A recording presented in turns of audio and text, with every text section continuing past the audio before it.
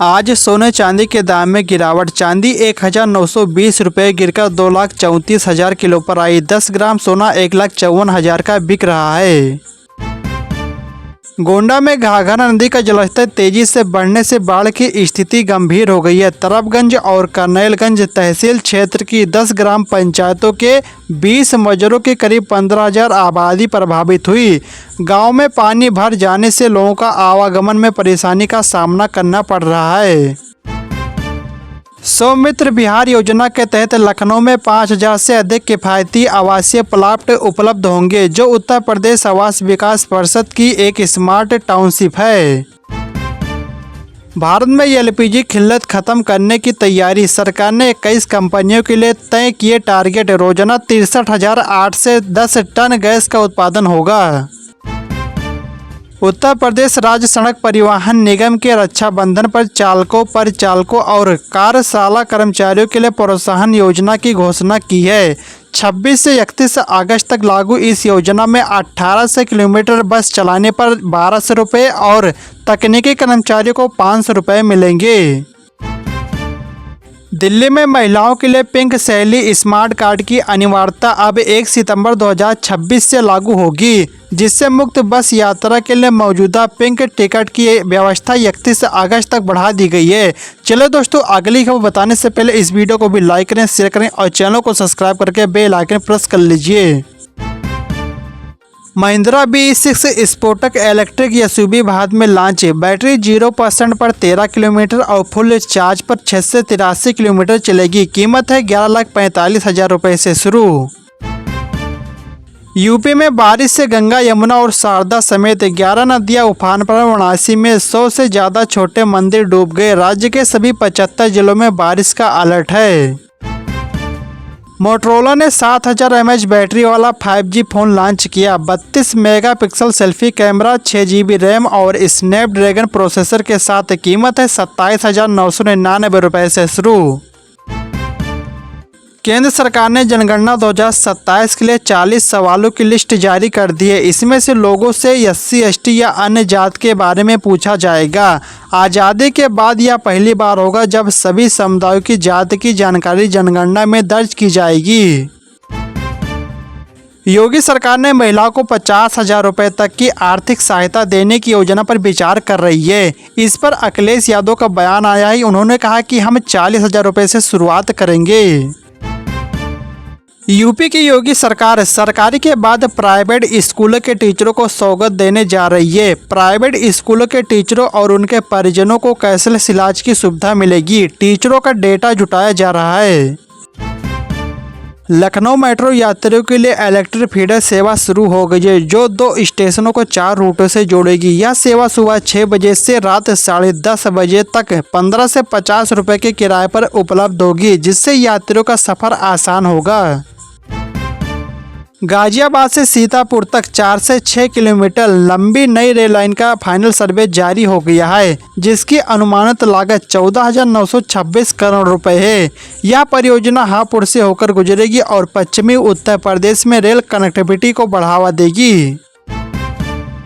उत्तर प्रदेश सरकार ने ग्रामीण अर्थव्यवस्था और जैविक खेती को बढ़ावा देने के लिए 10 रुपये प्रति लीटर की दर से गौमूत्र खरीदने की पायलट परियोजना शुरू की गई है। अब PM सूर्यघर बिजली योजना में लोन लेने के लिए सिबिल स्कोर की जरूरत नहीं रह जाएगी। बिना सिबिल स्कोर दिखाए बैंकों से 2 लाख रुपए तक के लोन लिए जा सकेंगे। इस संबंध में जल्द ही दिशा निर्देश जारी कर दिए जाएंगे। देश में चीनी की कीमतें रिकॉर्ड स्तर पर पहुंच गई है। इसको कंट्रोल करने और घरेलू सप्लाई बढ़ाने के लिए केंद्र सरकार अक्टूबर सीजन से एथनॉल प्रोडक्शन में गन्ने के इस्तेमाल को सीमित करने पर विचार कर रही है।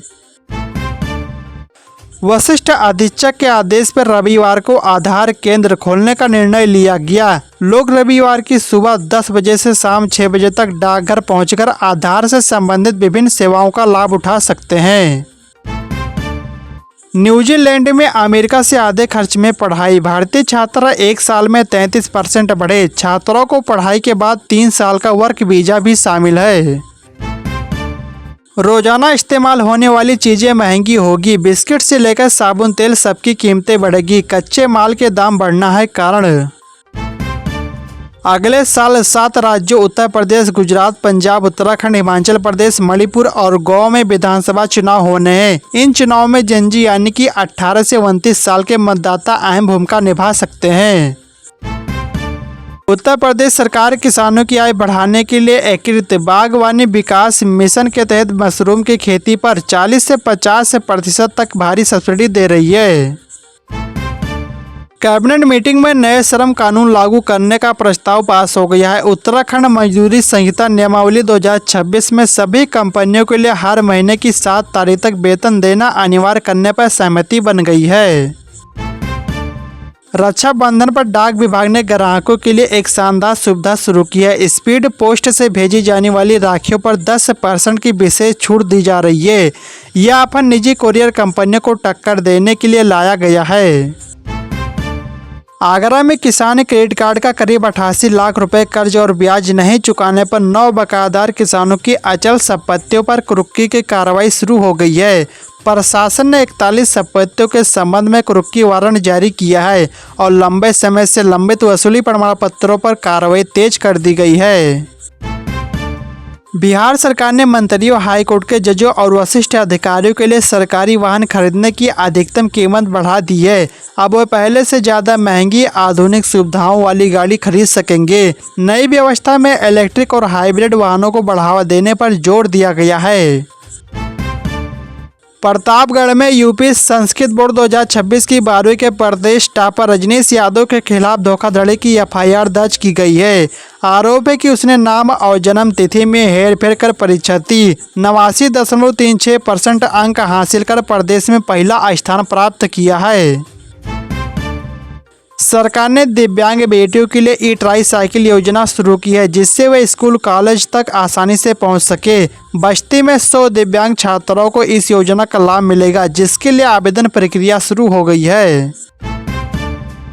डाक विभाग ने रक्षाबंधन पर्व के लिए विशेष वाटर प्रूफ लिफाफे जारी किए। ये लिफाफे रायबरेली के मुख्य और उप डाकघरों में 10 रुपये पे उपलब्ध हैं, ताकि बारिश में भी राखियाँ सुरक्षित पहुँच सके। गाड़ी की नंबर प्लेट छिपाना धोखाधड़ी नहीं है। सुप्रीम कोर्ट ने कहा है कि यह मोटर व्हीकल एक्ट का उल्लंघन है, लेकिन क्रिमिनल केस नहीं माना जा सकता है। देश के कई राज्यों में लगातार हो रही बारिश से जनजीवन प्रभावित है। राजस्थान के 24 जिलों में बारिश हो रही है। इसकी वजह से अजमेर की सड़कों पर पानी भर गया है। वहीं बिहार के बांका में अलग अलग जगहों पर बिजली गिरने से 6 लोगों की मौत हो गई है। मौसम विभाग ने सभी जिलों में बारिश का अलर्ट जारी किया है।